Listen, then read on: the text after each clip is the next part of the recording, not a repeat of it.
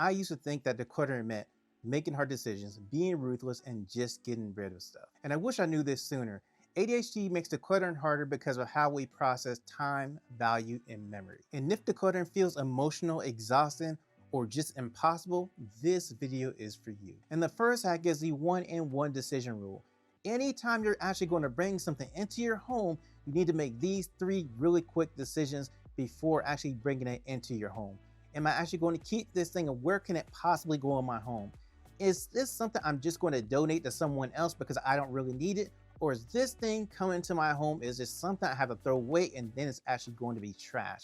You go through all of that and you still don't have an answer, then go ahead, leave it and come back to it later and then decide. And here's the reason to do this, is because what you're gonna do is stop clutter in its tracks before it actually enters your home and finds a place in your home and clutters up your home. And hack number 2 is the declutter queue.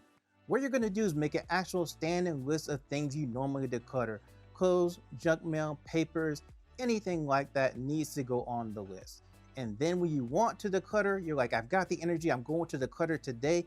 You don't have to decide what you're going to declutter. You take that list out and just start decluttering the things on the list and get through as much as you can. And then the next time you want to declutter, you go back to that list and start on something else and declutter that as well. And the reason this is good because it removes the friction of actually decluttering. You don't have to sit and try to make a decision about what you're going to declutter.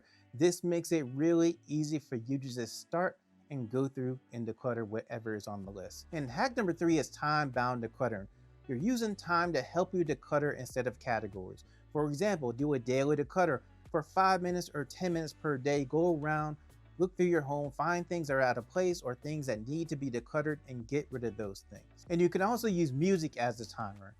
You can say, I'm going to organize for 1 song or 2 songs or even a playlist.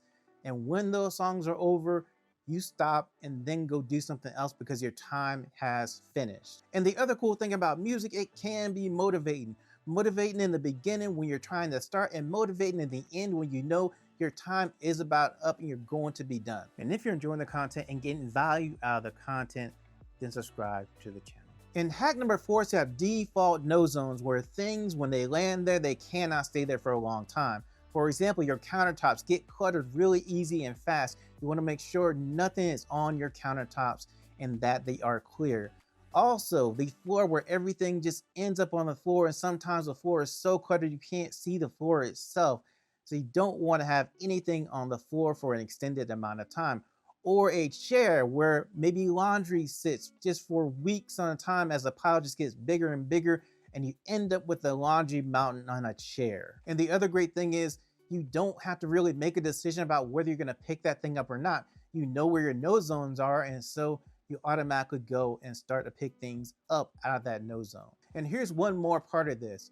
You have a time limit of 24 hours. If something's in the no zone, it cannot stay there for more than 24 hours. And if it does, you have to automatically move it somewhere else. And hack number 5 is having a container ceiling. What that means is you have a bin you're putting stuff in because you want to organize it later. You just don't have time to organize it now.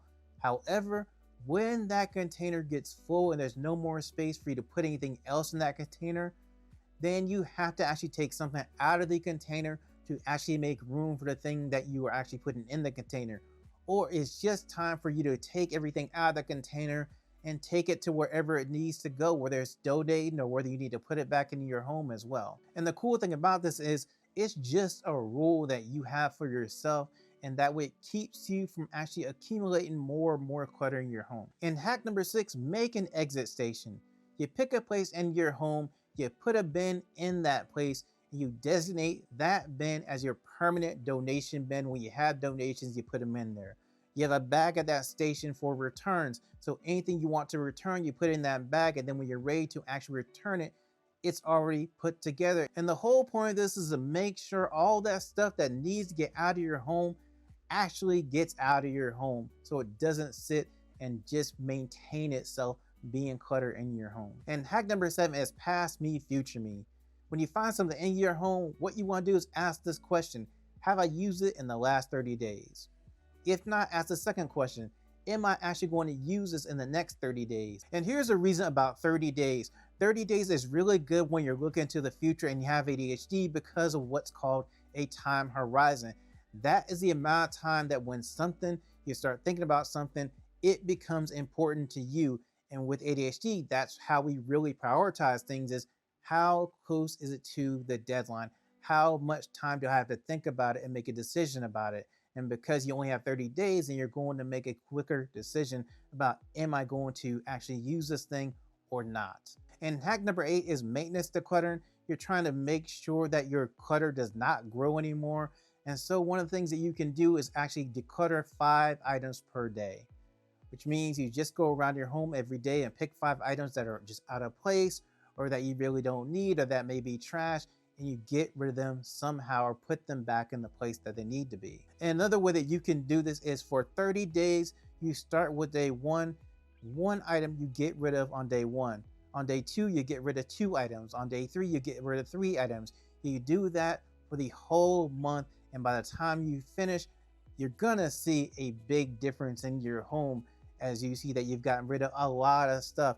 And the other thing you want to do about this as well too, as you're doing this, just take a picture on your phone and see the progress along the way about how many things you got out of your home and how much more space you have now that you have done that. And hack number 9 is the no reorganization rule.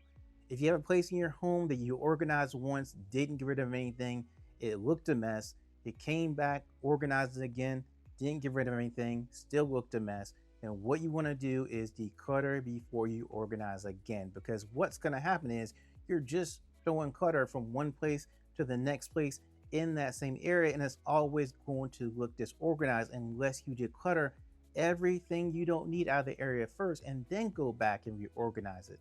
So that way, when you reorganize it that third time, you're just organizing the things that you want and you're not moving clutter around to different areas in that area. And hack number 10 is the energy match declutter. You're going to assign tasks by the energy level you have at the time. For example, low energy, you can go around your home and sweep up trash. Medium energy, you can actually go through and find your duplicates and get rid of the things that are duplicate that you don't need anymore and keep the ones that you actually want. And high energy, and you can tackle all the sentimental stuff that you have, because it's going to take you a little more energy to decide what you want to keep and what you want to get rid of if it's sentimental. And what this hack does is actually respect your nervous system's capacity, and also you're just listening to your body to figure out how much I can actually do today by my energy level. And after you finish decluttering your home with ADHD, the next step is to actually learn how to do ADHD home organization. I have a playlist with all sorts of videos about how to start with home organization with ADHD. When it comes up, just click the playlist.